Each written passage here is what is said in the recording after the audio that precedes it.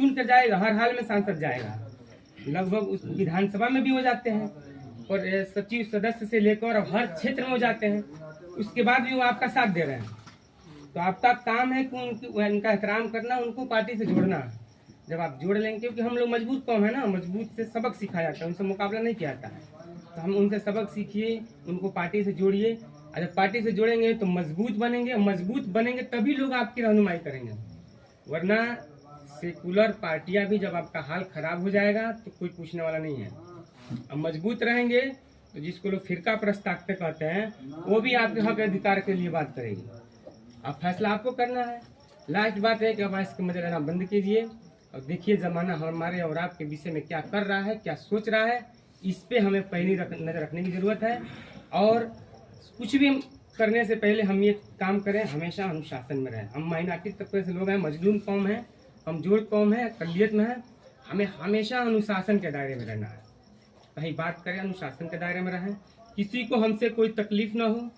हमारे नबी सल्लल्लाहु अलैहि वसल्लम ने, आप वाकया सुने होंगे कि कितने लोग सताते थे लेकिन किसी को जवाब नहीं देते, अपने मिशन पे टिके रहते थे कि हमारा लक्ष्य क्या है।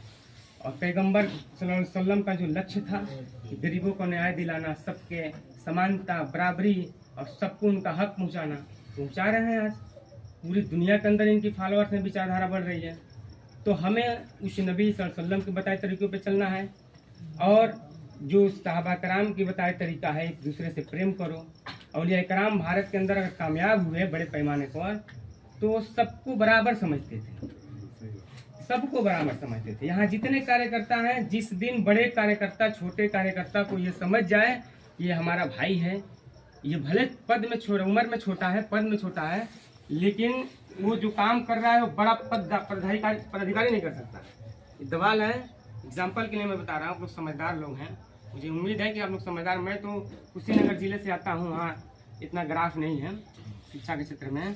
ये दवाल का नीचे वाला जो ईंटा, ये समझ ले कि मुझे नीचे नहीं रहना है, नीचे रहेंगे तो सड़ना पड़ेगा, गलना पड़ेगा। तो ये ऊपर वाला जो बैठा है वो पता नहीं कहाँ रहता, तो इमारत नहीं खड़ी होती। तो सारा भार इसके कंधों पे है, नीचे वालों के। अब वो ये समझ ले कि मैं सबसे ऊपर हूँ और ये न रहे तो उसको अपनी औकात तो भी जान सकता है। तो जो जहाँ जर्रा, जो जहाँ है वही आफ्ताब है, वही काम करें। पार्टी अगर इस तरह से लोग काम करेंगे जुट के तो मजबूत हो जाएगी। तीसरी बात ये है, इस प्रदेश में जो डॉक्टर यूब साहब का हमने पढ़ा है, इतनी बड़ी विचारधारा इनकी है, जो कहते हैं मजबूत नहीं मजबूत बनो, हिंदू मुस्लिम एकता का राज चलेगा, हिंदू मुस्लिम साथ चलेगा, सबको जोड़ने की बात कर रहा है। वो बंदा कामयाब नहीं हो रहा है, क्या वजह है बताइए, क्या वजह है? कारण ये है कि जो कार्यकर्ता है वो मन से काम नहीं कर रहा है, या अगर मन से काम करता तो तादाद आए दिन बढ़ती घटती नहीं। हम लोग यहाँ इतने लोग बैठे हैं ना, छोटे तादाद में है, तादाद कोई मायने नहीं रखता है भाई। अगर इतने लोग जागरूक हो जाए, समझदार हो जाए, तो जब समझदार हो जाएंगे तो इस गांव में, इस मोहल्ले में, इस इलाके में एक वैचारिक क्रांति फैल सकती है। और जब ये लोग जाएंगे दूसरे जगह तब लोगों को अच्छे करेंगे, अच्छी बात बताएंगे। तो तादाद अच्छे लोगों की कम होती है शुरुआत में, फिर धीरे धीरे धीरे धीरे वो लोग जानते जाते हैं, बढ़ते जाते हैं। मैं ध्यान से देख रहा हूँ, लंबी तकरीरें हो जाएंगी, आप लोगों को भी जाना होगा। बहुत देर तक मैं बात नहीं करता हूँ। अंतिम बात, आप अपने बच्चों को पढ़ाइए।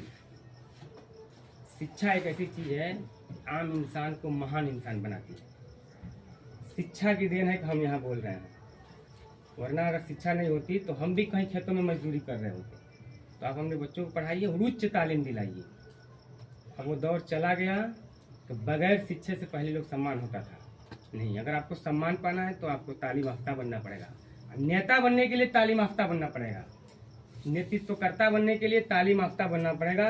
नेता तो सफ़ेद जूता, सफ़ेद पैंट और सफ़ेद कुर्ता पहनकर आसानी से बना जा सकता है। अगर नेतृत्वकर्ता का बनना है तो नेतृत्व का गुण सीखिए, कला सीखिए, बोलने की कला सीखिए। जब बड़े वक्ता बोल रहे हैं तो उनकी बातों को सुनिए, समझिए और फिर उस पर विचार कीजिए और सीखने की कोशिश कीजिए। अगर आप सीखने की कोशिश करेंगे तो आपकी तरक्की कभी नहीं रुकेगी। मैं दावे के साथ कह रहा हूँ। मैं खलीलाबाद में रह रहा हूँ। अगर किसी भाई को मिलना है, कुछ सीखना है तो हम सीख सकता है। मैं बहुत बड़ा विद्वान नहीं हूँ, लेकिन मैं जो सीखा हूँ सिखाता रहता हूँ। नबी का फरमान है, इल्म सीखो और सिखाओ। तो ये सियासी हुनर भी है, ये कला भी है, सियासत दीन का हिस्सा है। अगर आप ईमानदारी से कर रहे हैं, लोगों को अधिकार दिलाने के लिए कर रहे हैं, तो ये तो सवाब का काम है ना, ये तो इबादत का काम है। तो इन्हीं चंद बातों के साथ अपनी बात को ख़त्म करूँगा। आप सब ने मेरी बात को ध्यानपूर्वक सुना है और सुन रहे हैं, इसके लिए आप सबको दिल से शुक्रिया, धन्यवाद। खुदा हाफिज़, बहुत बहुत शुक्रिया।